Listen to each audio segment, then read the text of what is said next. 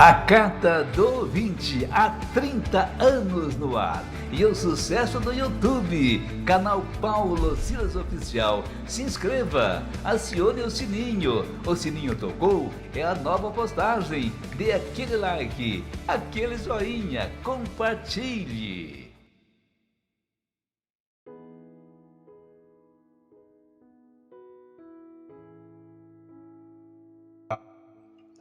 Nasci e me criei no município de Registro.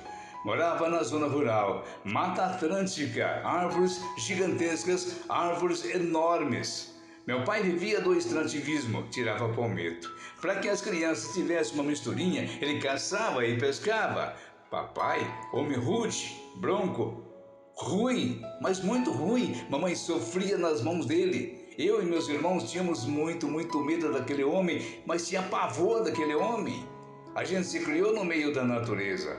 A mata é linda, rica em flores e frutos silvestres, muitos animais.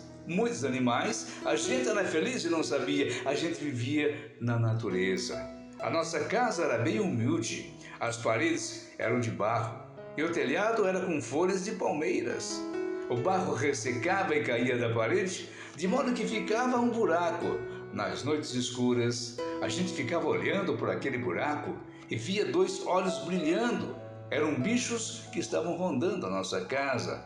Lá tinha onça. Eles queriam pegar os nossos cachorros.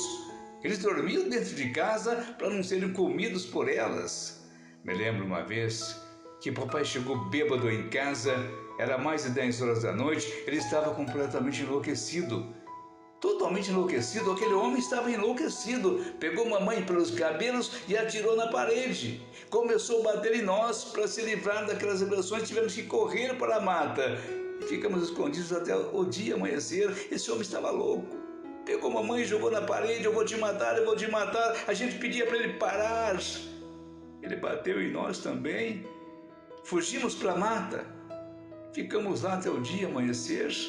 Passamos muito medo. Poderíamos ser atacados pelos animais. Assim que amanheceu o dia, saímos dali e caminhamos por várias horas com fome, com sede, até chegarmos na cidade. Fomos para a casa de nossa tia, irmã de mamãe. Mamãe, coitada, cansou de tanto apanhar. Batia nela quase todos os dias. Era um homem extremamente ruim, desumano. Foi muito difícil a nossa adaptação na cidade, foi muito sofrido. Aos poucos fomos nos acostumando.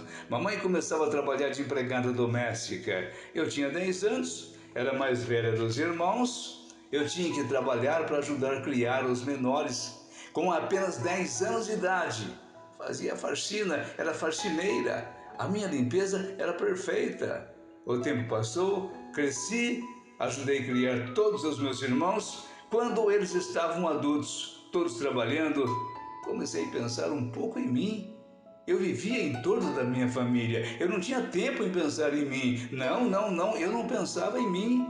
Meu irmão arrumou emprego em Jundiaí, fomos todos morar para lá. Arrumei emprego também, entrei a trabalhar numa fábrica. Foi aí que conheci uma pessoa, eu com 32 anos. Solteira, ele 45, divorciado. Meu primeiro namorado. Com 2 anos de namoro, nos casamos. Um amor de pessoa, mas uma pessoa maravilhosa. Eu não conhecia a felicidade, eu não conhecia o amor. Quando pequena, vivia uma violência dentro de casa. Um pai agressivo que somente sabia espancar. Eu via mamãe ser espancada quase todos os dias e nada podia fazer. A gente saía em socorro de mamãe, mas apanhava também. Eu era espancada muito. Na minha cabecinha de criança, o amor não existia. Não, o amor não existia, existia somente o ódio. Vim conhecer o amor com 32 anos. Mamãe, levando uma vida boa, conseguiu comprar uma casa. Meus irmãos todos se casaram, cada um levando a sua vida. Mamãe nunca mais quis saber de homem, ficou traumatizada, coitada. O tempo foi passando, tive uma filha, depois um filho. Eu que nem imaginava casar, quanto mais ter filhos. Tenho uma família linda, linda. Meu pai, depois de muitos anos, mais de 30 anos, achou por bem reaparecer. O seu reaparecimento foi por acaso. Eu tenho uma irmã que é enfermeira. No hospital que ela trabalhava, era um hospital público. Lá foi internado um paciente morador de rua. Ele foi atropelado, deu entrada com traumatismo craniano e fratura na coluna. Seu estado era considerado grave, muito grave. Ficou em coma por 12 dias. Foi uma surpresa para os médicos e enfermeiras quando ele saiu do coma.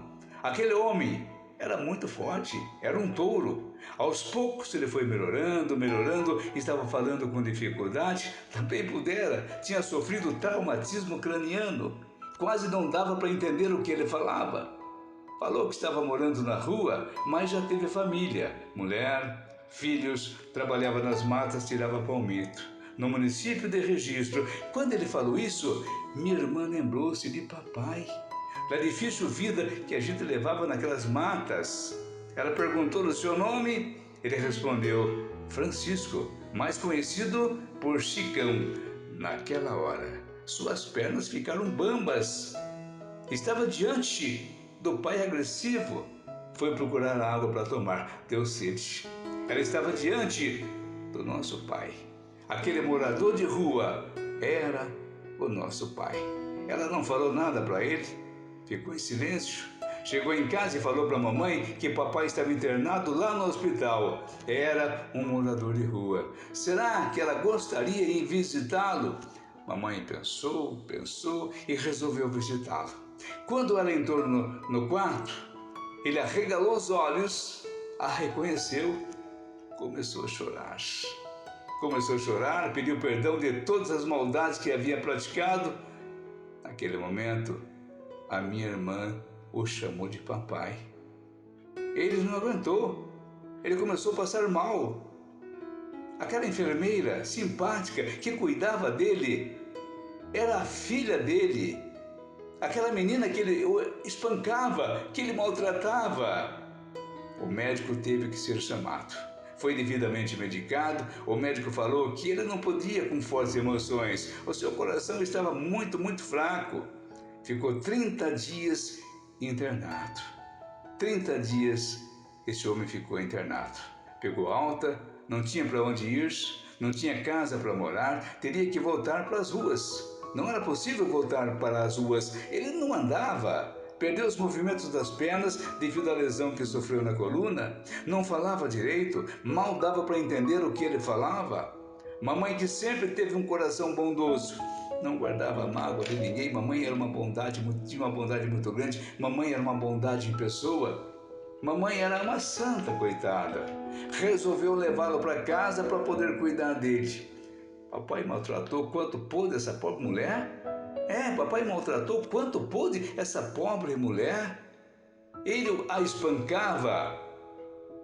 Ela suportou tudo calada. Ela suportava tudo calada. Não falava nada para ninguém. Para poder escapar dessa tirania, teve que fugir com os filhos. Como o nosso mundo é redondo, fica girando e nesse giro joga uma pessoa na frente da outra. Mamãe o levou para casa, cuidando dele com muito carinho, cortando sua barba, muitas vezes até dava comida na boca. O levava na sua cadeira de rodas para ele poder passear. Ele falava que mamãe é uma verdadeira cristã, sabe amar o seu semelhante. Ele não merecia esse tratamento, ele foi muito ruim, mas ela sabia perdoar. Ele reconhecia a bondade de mamãe. Tinha vezes que ele falava que estava pagando pela maldade que praticou. Se pudesse voltar no tempo, ele trataria de mamãe com o melhor carinho do mundo. Estenderia até um tapete vermelho para ela passar. Até que no dia 27 de novembro de 2014, às 6 horas da tarde, mamãe entrou no quarto dele para dar a sua janta. Ele estava deitado de costas, com os olhos fechados. Ela o chamou uma vez, 2 vezes. Francisco! Francisco! Como ele não respondia, tentou balançá-lo. Ao tocar em seu corpo, percebeu que estava morto. A minha irmã enfermeira constatou a sua morte. Mamãe, chorando, o abraçou e disse: tudo que eu pude fazer, eu fiz. O perdoei das maldades que você me fez. Portanto, descanse em paz. Mamãe está com 80 anos, o tempo passou, faz 10 anos que papai partiu. Ela fala que o mal se paga com o bem. Nunca deve se pagar o mal com o mal. Não, não, não. O mal se paga com o bem. Que dificilmente uma outra mulher cuidaria de papai da forma que ela cuidou. Essa vida é como um restaurante. Ninguém vai embora sem pagar a conta. Ele pagou toda a dívida que tinha com ela. Somente assim pôde partir. Somente dessa maneira é que ele pôde partir. A vida cobra de tudo aquilo que a gente faz. É o retorno. Esse homem teve que ficar sendo cuidado por aquela mulher que ele espancava, que ele maltratava. A vida mostra o que ele fez. A vida mostrou para ele o que ele fez. Portanto, ele ficou ali, nas mãos de mamãe, até morrer. Ele pagou toda a dívida que tinha com ela. Somente assim pôde partir. Obrigada por nos atender em seu canal.